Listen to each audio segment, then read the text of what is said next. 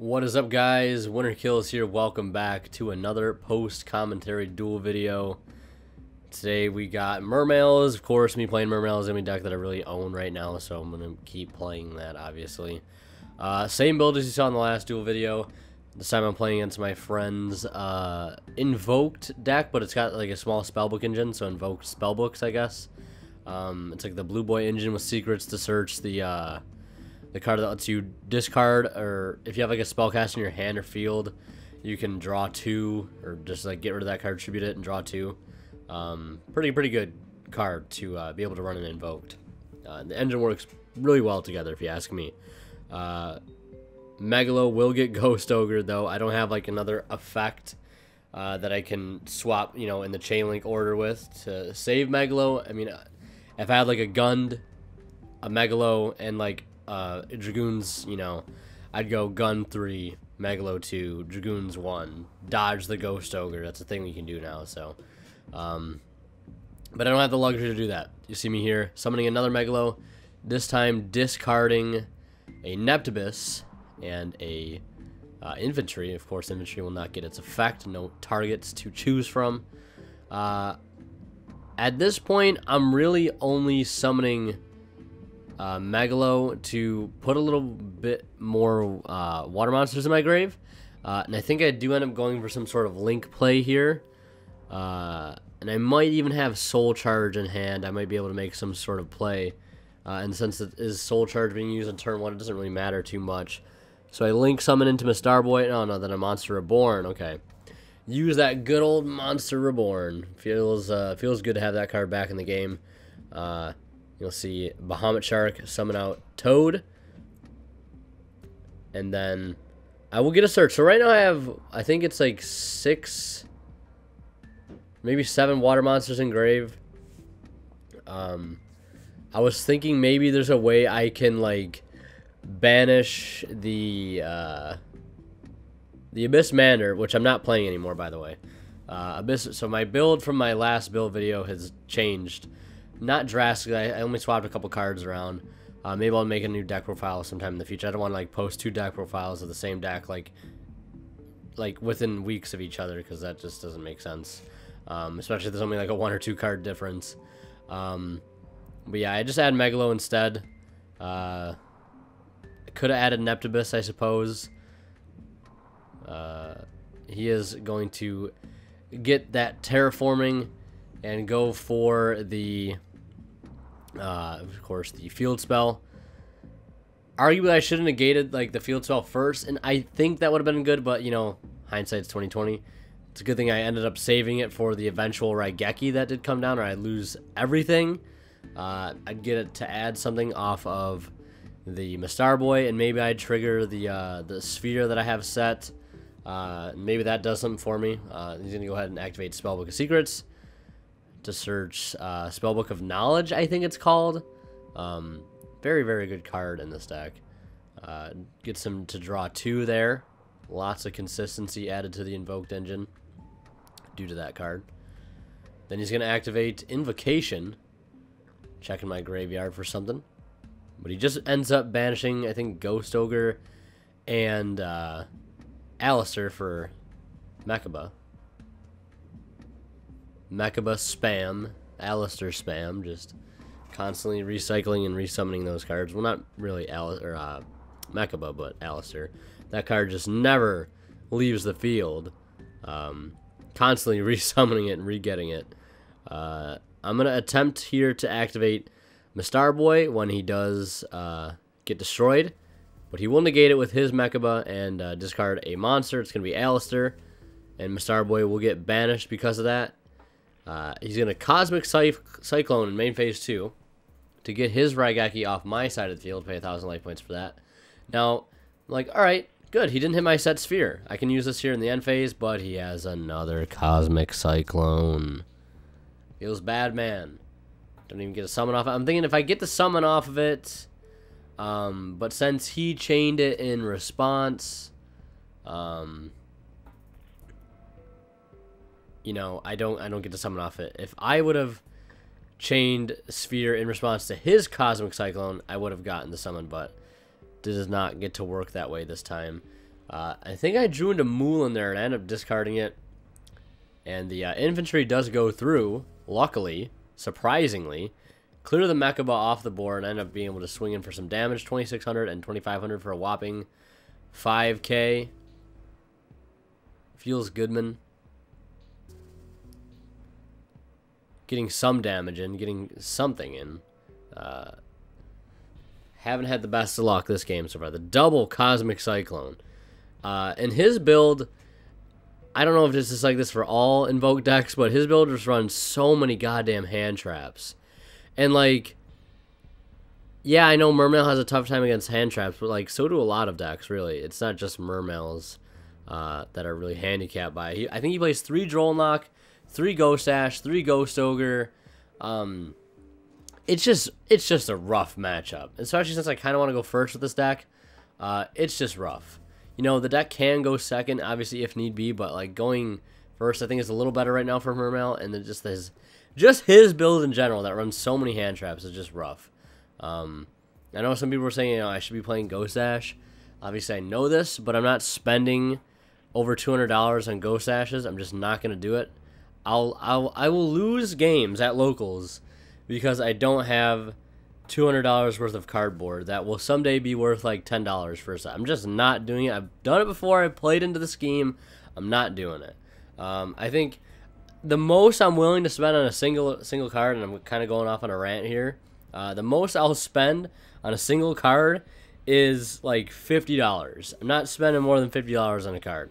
I bought Firewall Dragons. They were 30s a piece. And like I said, that's not over $50 a card. I know it's more than $50 for the entire purchase. And the card even got freaking hit. I traded away one just because obviously I don't need it anymore. But not going to really spend more than $50 on a single card. I just do not think it is worth it. The reprints with everything, it's just, you just lose money really fast. It's a real easy way to lose money is by playing this game. Unless you shell out a lot of cash to begin with, buy really expensive cards that will stay worth money for a long time, and then you might make something out of your investment.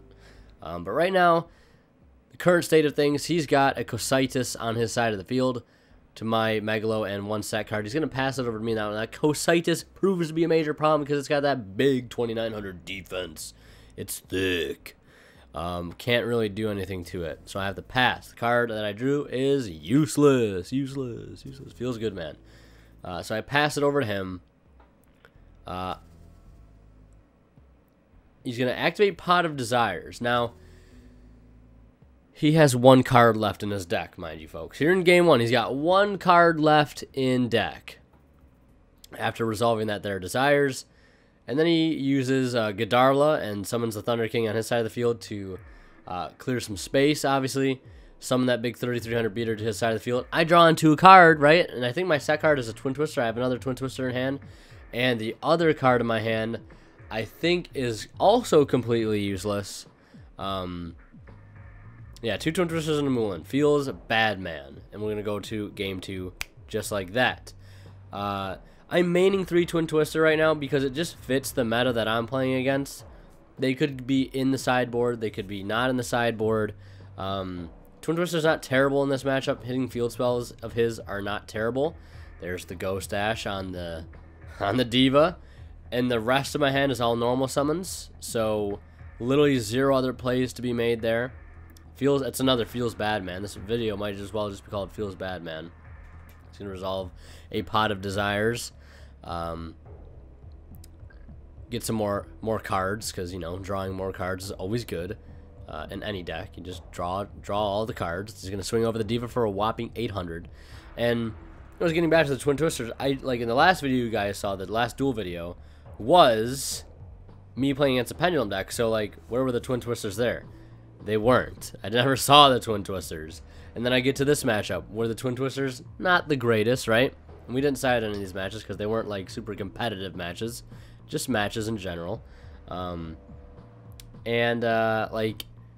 the Twin Twisters, they're like magnets in this match, right? I don't need them that much. It's just Yu-Gi-Oh! Is what it is.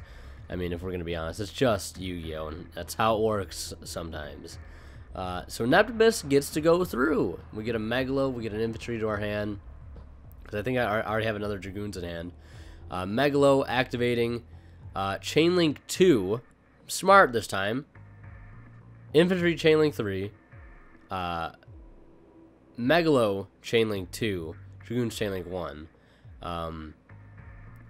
Because I think that heavy infantry is optional.